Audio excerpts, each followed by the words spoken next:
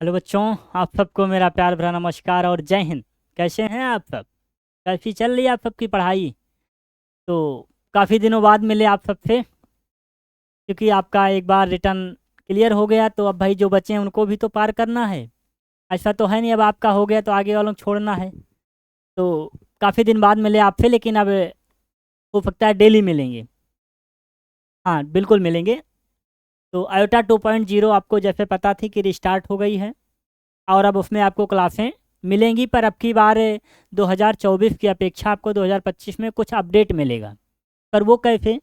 काफ़ी बच्चों का ये बात हुई और आप लोगों से भी ये कमेंट था कि सर अगर क्लासें थोड़ा टॉपिक वाइज आ जाएं तो हमारा टाइम बच जाएगा और अंडरस्टैंडिंग और बेहतर हो जाएगी। हमने कहा बात तो एकदम अच्छी बताई है बच्चों ने, और यहाँ भी यही टीम में था कि कुछ अलग दिया जाए बच्चों का। क्यों टाइम वेस्ट हो? अगर आपको पूरा सेट्स नहीं पढ़ना है तो क्यों आप टाइम वेस्ट करें पूरे सेट्स के चैप्टर को लेके? तो ऐसा ऐसा दो दो टॉपिक का कॉम्बिनेशन बनाया गया है कि आप दो दो टॉपिक एक साथ आपको कराए जाएंगे, ठीक है? तो इससे आपका भी टाइम कम होगा, वेस्ट होगा। जो आपको पढ़ना है वो आपको मिलेगा, बाकी आप क्वेश्चन सॉल्व करेंगे। तो ऐसे ही मैथ्स के साथ अदर सब्जेक्ट में भी होने वाला है। लेकिन जीएस में ऐसा नहीं हो सकता कि एक टॉपिक लाए तो वो बड़ी क्लास रहेगी, बाकी और क्लासें कोशिश रहेंगी कि कम से कम टाइम में ज़्यादा चीज़ें देने की आपसे बात होगी। तो आज के आयोटा 2.0 मैथ्स के फर्स्ट लेक्चर में आज हम बात करेंगे सेट्स की, जो कि 11th का टॉपिक है। क्लास 11th में आपको पढ़ाया जाता है। जब आप एनसीईआरटी का पहला चैप्टर ओपन करते हैं तो यही मिलता है आपको, सेट। क्लास 11th में नया होता है, आईसीएसई बच्चों के लिए पुराना है, लेकिन सीबीएसई बोर्ड के बच्चों के लिए ये नया होता है। थोड़ी देर बात करेंगे सेट्स पे होता क्या है, क्यों इसका यूज होता है, कहाँ पे इसका यूज करते हैं, एनडीए में इसका क्या वेटेज है, क्यों पढ़ें। तो अगर वेटेज की बात करें तो ये चैप्टर रिलेट करता है कई सब चैप्टर के साथ। जैसे इसके बिना आप रिलेशन एंड फंक्शन नहीं पढ़ पाएंगे, इसके बिना पूरी ट्रिग्नोमेट्री आप नहीं लगा पाएंगे, प्रोबेबिलिटी नहीं लगा पाएंगे, क्योंकि सेट्स का मतलब है अब एक कॉम्बिनेशन करने जा रहे हैं वेल डिफाइंड चीज़ों का। एक ग्रुप तैयार करने जा रहे हैं, किसी चीज़ को डिनोट करेंगे कि ये है, किसी चीज़ को एग्जैक्ट वैल्यू लिख देंगे। तो सेट्स को हम पढ़ने वाले हैं एक नए अंदाज में। तो एनडीए में अगर वेटेज की बात करें तो 3 से 4 क्वेश्चन तो है ही है इसमें, लेकिन इसके यूज के साथ ये नंबर ऑफ वेटेज बढ़ता जाता है, ठीक है? तो चलिए बात करते हैं, स्टार्ट करते हैं आज की सेट्स को। क्या लिखा गया सेट्स में? ए वेल डिफाइन, कलर ले लेते हैं, अच्छा। A well defined collection of distinct object. एक नया वर्ड आपके सामने आ गया, वेल डिफाइन। थोड़ी देर इस पे रुकेंगे कि वेल डिफाइंड कलेक्शन का मतलब क्या है। वेल डिफाइंड का मतलब ये होता है कि एक ऐसा एक्सपेरिमेंट जो कोई भी व्यक्ति करे लेकिन रिजल्ट सेम आए। सर क्या बोल रहे हैं? हमने कहा अगर आपसे पूछा जाए कि आपके मैथ्स के फेवरेट टीचर कौन है, तो हो सकता है कोई बताए सर ये हैं, कोई बताए ये हैं, तो वेरिएंस बदलता रहेगा। लेकिन अगर आपसे पूछें कि आप किसकी तैयारी कर रहे हो, तो हर बच्चे का जवाब आएगा सर एनडीए। आएगा? जी सर बिल्कुल आएगा।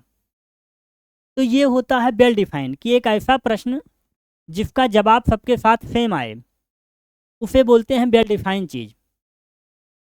तो आपने देखा कि जब हमने पूछा आपके मैथ्स फैकल्टी या मैथ्स टीचर आपके फेवरेट कौन हैं, तो हो सकता है आप कई नंबर बताओगे, लेकिन जब हम पूछेंगे कि आप किसकी तैयारी कर रहे हो, तब आप बताओगे एनडीए की। तो यही होता है वेल डिफाइंड, और इसी का कलेक्शन कहलाता है sets. A well defined collection of distinct object is known as set. Clear? 2-3 condition होती हैं इस पे कि सेट्स में क्या होता है। सेट्स को हमेशा कैपिटल लेटर में डिनोट किया जाता है, वो ए बी सी कुछ भी हो सकता है। क्लियर? लेकिन इसको लिखने का एक तरीका होता है जिसको हमेशा कर्ली ब्रैकेट में लिखा जाता है, लेकिन जो इसके अंदर एलिमेंट्स लिखे होते हैं वो हमेशा स्मॉल लेटर के होते हैं और कॉमा के साथ डिनोट होते हैं। इसके अंदर जो भी नंबर लिखा हुआ है, जो भी डेटा लिखा हुआ है, इसको हम एलिमेंट्स बोलते हैं। क्या बोलते हैं? ये क्लास चाहे एनडीए का बच्चा देखे या बोर्ड एग्ज़ाम की तैयारी करने वाले या एग्ज़ाम की तैयारी करने वाले 11th के देखें, सबके लिए सफिशिएंट होगी। तो आपने एक बात सीखी कि वेल डिफाइन क्या होता है, एक ऐसा ऑब्जेक्ट, एक ऐसा एक्सपेरिमेंट जिसका रिजल्ट सेम आए।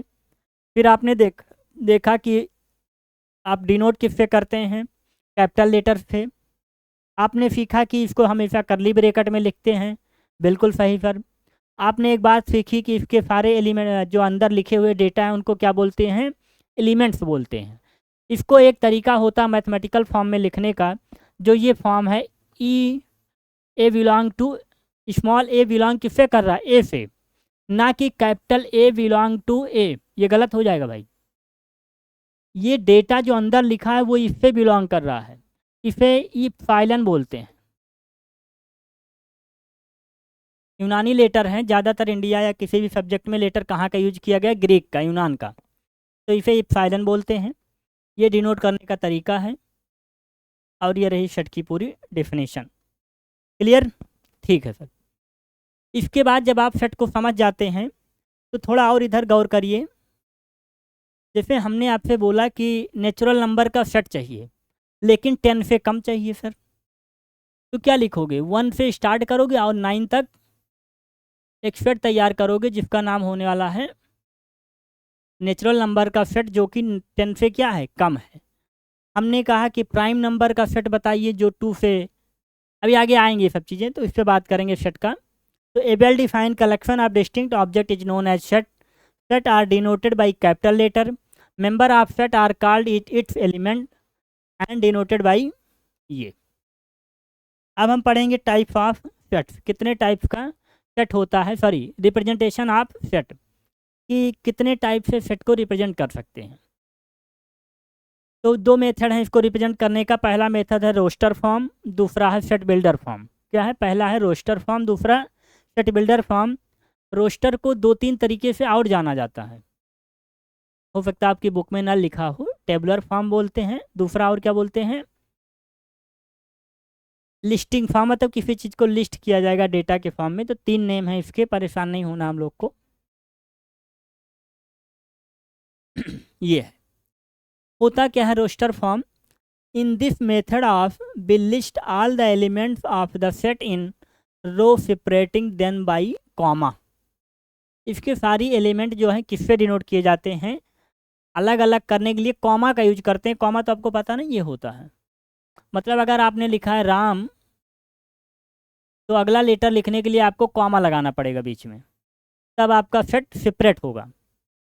If A set have elements LMN, अगर किसी सेट का एलिमेंट ये है तो इसको लिखने का तरीका ये होने वाला है, करली ब्रैकेट के अंदर कॉमा लगा के उसको हम क्या करेंगे, अलग अलग फॉर्म करेंगे। ये होता है रोस्टर फॉर्म का तरीका। दूसरा तरीका सेट बिल्डर फॉर्म का, ए सेट इज रिप्रेजेंटेड, ये सेट किसी को डिनोट करेगा।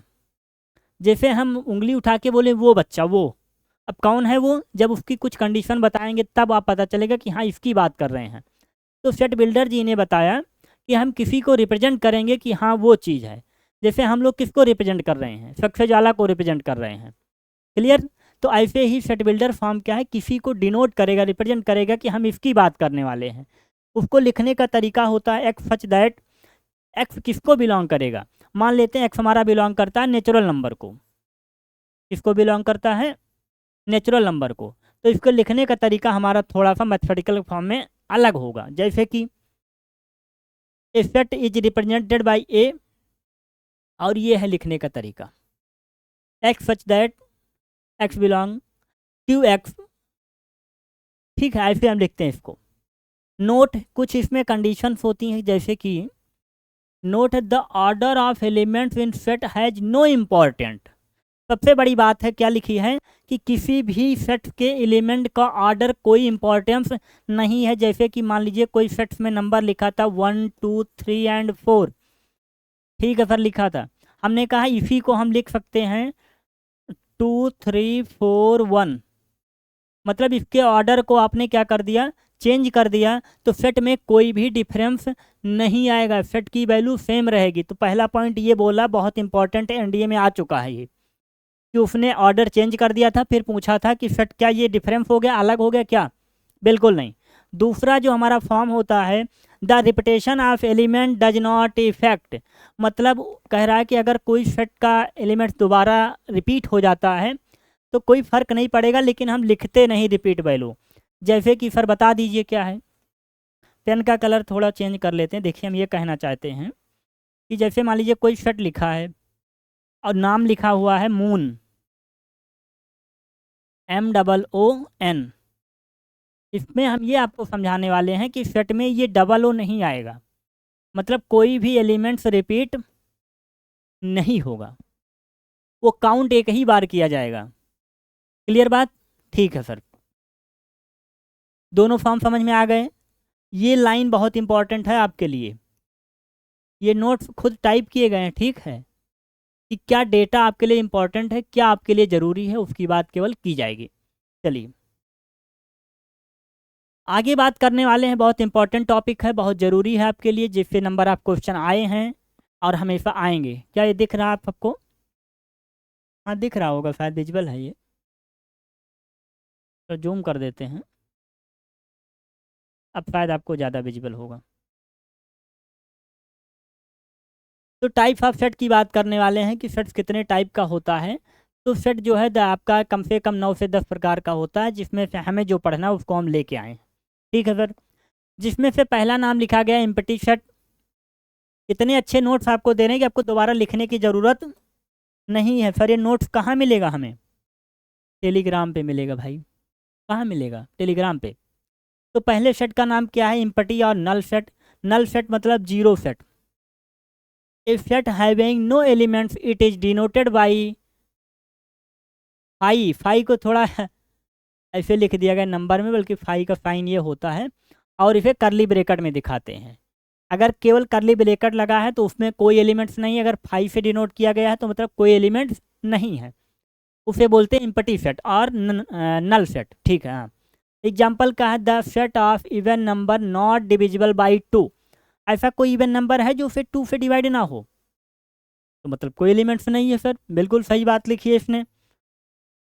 ठीक है, सिंगलटन सेट का मतलब हिंदी वाले देखें जिसमें केवल एक सेट हो, only one.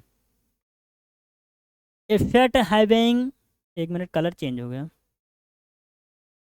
A set having exactly single element, केवल एक एलिमेंट हो, बाकी कोई मतलब नहीं है।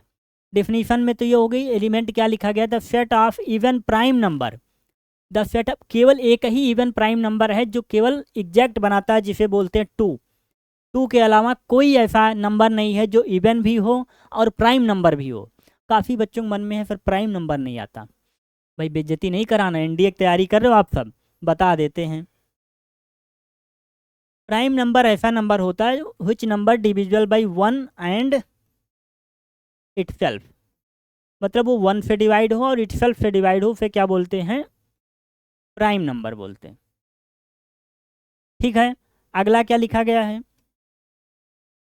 Finite set. नाम से ही पता चल रहा है कि फाइनाइट की बात हो रही है, जिसमें एकदम फिक्स हो कि इतने ही होने वाले हैं। जैसे कि बोला गया था इम्पटी सेट और non empty set consisting of finite number of element, जिसमें ये फिक्स हो कि इतने एलिमेंट्स ही हमारे होने वाले हैं। जैसे कि बोला जाए सेट ऑफ अल्फ़ाबेट, तो आपको पता है तो केवल 26 आने वाले हैं, है ना? तो वही बात यहाँ पे लिखी, the set of all letter in the English alphabet. तो हमें पता है कि टोटल कितने आने वाले हैं इसमें? केवल A2 जेड आने वाला है बस। तो फाइनाइट नंबर है ना, इसमें कुछ ज़्यादा तो हो नहीं सकता है। अगला देखिए, इनफाइनाइट कब आता है? आपको पता चला कि ऐसा नंबर जो कि फिक्स नहीं हो, जैसे हम बोले set of natural number. Set of natural number तो सर 1 से स्टार्ट कर दीजिए, इनफाइनाइट तक जाता है, पता नहीं चला कब तक आएगा। बिल्कुल अच्छा है, ठीक है, क्लियर हो रही बात आपको? तो वो होता है इनफाइनाइट सेट। इक्वल सेट का मतलब क्या है सर? बहुत इंपॉर्टेंट है आपके पेपर के लिए। इक्वल सेट का मतलब अगर इस हाथ में इतनी ताकत हो कि एक घूंसा पड़े तो चेहरा फूटे, तो इससे भी फूटे, तो दोनों हाथ में बराबर ताकत होना क्या है? इक्वल सेट है। इसका मतलब सर कुछ अभी जान नहीं पाए हम ये कहने वाले हैं कि देख लो डेफिनेशन क्या है। Two set A and B are said to be equal if they have exactly the same element. Exactly the same element, अगर बात करें थोड़ा इधर पेज पे इक्वल सेट के बारे में, दो इसमें समझने हैं आपको, एक इक्वल,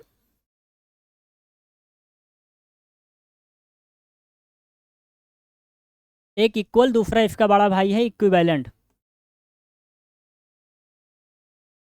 इक्विवेलेंट दो पढ़ने हैं आपको। इक्वल का मतलब एकदम बराबर होना चाहिए। अगर कोई सेट ए है उसके सारे एलिमेंट अगर लिखे गए हैं, सॉरी, ए बी एंड सी, तो बी एलिमेंट्स बी सेट अगर है तो उसमें भी सेम ही होने चाहिए।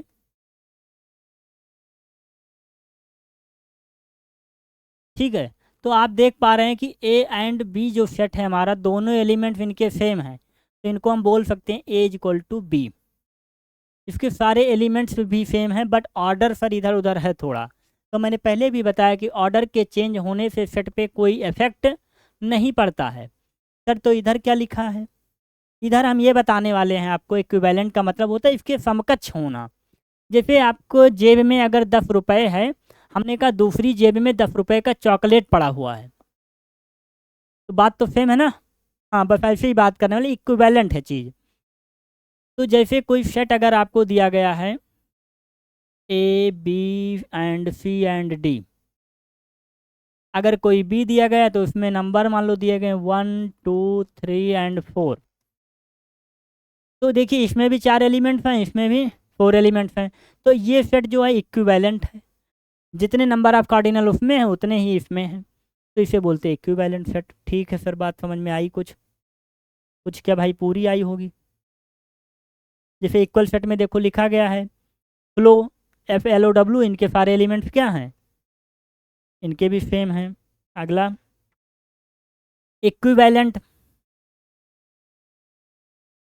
जो बात हमने आपको बताई इक्विवेलेंट की, लगभग सेम होंगे, n A equal to n भी बोलते हैं, इसमें जितने कार्डिनल उतने इसमें भी हैं। ठीक, सबसेट क्या होता है, वो एलिमेंट उसमें मिल जाए।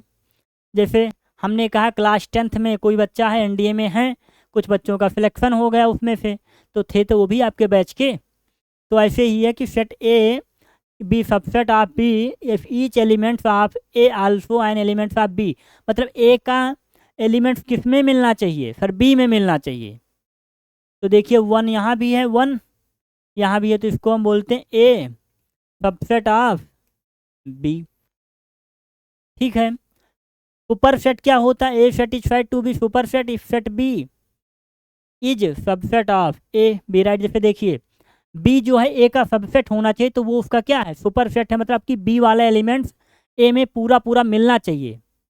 देखिए सर, ए दिया गया 4 5 7, बी दिए गए हैं 4 5, देखिए ये दोनों एलिमेंट्स इनसे मिल रहे हैं, तो ये बी जो है ए का क्या है, सुपर सेट है। प्रॉपर सबसेट क्या होता है, if A is subset of B and A subset of, then A is called proper subset of B. इसको ऐसे लिखते हैं हम, ए यूँ, जैसे देखिए ए यहाँ पर भी था, 1 यहाँ पर भी था, 4 यहाँ भी 4 यहाँ भी, तो ये इसका क्या है, प्रॉपर सबसेट है, मतलब ये दोनों इसमें मिलेंगे। अगला क्या है, पावर सेट, यहाँ से पेपर में क्वेश्चन आता है। पावर सेट निकालने का तरीका होता है कि जितने उसमें एलिमेंट्स हैं, जितने उसके एलिमेंट्स हैं 2 की पावर n कर दीजिए, सॉरी n की पावर उसमें बढ़ती जाती है, ऐसा कुछ लिखते हैं, 1 मिनट रुक जाइए। प्रॉपर सबसेट निकालने का तरीका होता है एलिमेंट्स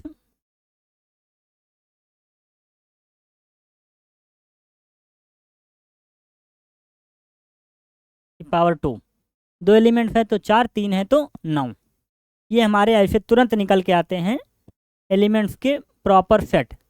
अब आप देखो इसमें हमने 5 को भी इंक्लूड किया है, 5 क्योंकि एम्प्टी सेट है ना हमारा। तो ये रहे हमारे सेट्स के types and proper set, subset, super set क्या होते हैं, कितने इक्विवेलेंट क्या होता है, इक्वल सेट क्या होता है। एक बार इसको आप रिवाइज करेंगे, जो भी इसमें प्रॉब्लम आपको आती है कमेंट सेक्शन में बताएंगे उस चीज़ को, उसके बाद उसको सॉल्व किया जाएगा। तो बस इतनी इतनी ही क्लास आप सबके सामने आती रहेगी। अच्छा एक है अभी सर, आप तो जल्दी में है क्या आज, एक है भाई भी है, यूनिवर्सल सेट, 2 छूट गए थे। यूनिवर्सल सेट में आपको बात करनी, यूनिवर्सल मतलब जिसमें सब कुछ आ जाए, पूरा ब्रह्मांड हमारा यूनिवर्स है, उसमें हम आप भी हैं, हम भी हैं, किसी मैरिड इंसान है, कोई इंडियन सिलेक्शन वाला है, कोई है जिसका सिलेक्शन नहीं हुआ है, तो ये सब किस में आ जाते हैं, यूनिवर्सल सेट में आ जाते हैं। All context. जॉइंट सेट क्या होता है, two set A and B are said to be joint if have A and B has at least. ये वर्ड खतरनाक है, एट लीस्ट को थोड़ा आप समझिएगा, क्योंकि सेट्स में ज़्यादा क्वेश्चन नहीं आते, लैंग्वेज का फेरबदल होता है। एट लीस्ट, एट लीस्ट का मतलब होता है कम से कम एक हो, ज़्यादा हो कोई बात नहीं, कम से कम एक तो हो ही, ज़्यादा हो तो चलेगा। जैसे हमने कहा कुछ रुपए हैं आपके पास, तो सर का एक है, कि कोई कह रहा 5 है। हमने बात कही कि 1 रुपये किसी के पास है, सबने कहा जी सर है, किसी के पास 10 भी होगा, कोई बात नहीं, तो कम से कम एक होना चाहिए। तो अगर कोई सेट ए है एंड सेट बी है, देखिए इसके एक एलिमेंट कम से कम मैच होने चाहिए। देखो 2 मैच हो रहे हैं, तो ये जॉइंट सेट है। अगर कोई एलिमेंट्स ना मिलें तो वो डिसजॉइंट, मतलब कोई कॉमन एलिमेंट्स ना मिले तो उसे बोलते हैं डिसजॉइंट सेट। इसके बाद सेट से आपका एक भी क्वेश्चन बाहर से नहीं आएगा, ये एकदम फिक्स बात है। क्लियर? तो उम्मीद करते हैं कि ये क्लास आपको समझ में आई होगी, और जिससे ज़्यादा से ज़्यादा आप देखेंगे इस क्लास को, जो डाउट होता है आप क्लियर करेंगे। उसके बाद एक बार एनसीईआरटी दोबारा पढ़ेंगे, फिर इस पर कुछ क्वेश्चन पीवाईक्यू होंगे जो हम जल्द आप सबके सामने लेके आएंगे। तो कैसी लगी आप सबको क्लास? और बेस्ट ऑफ लक आप सभी को। मिलते हैं हम लोग अब अगली क्लास में।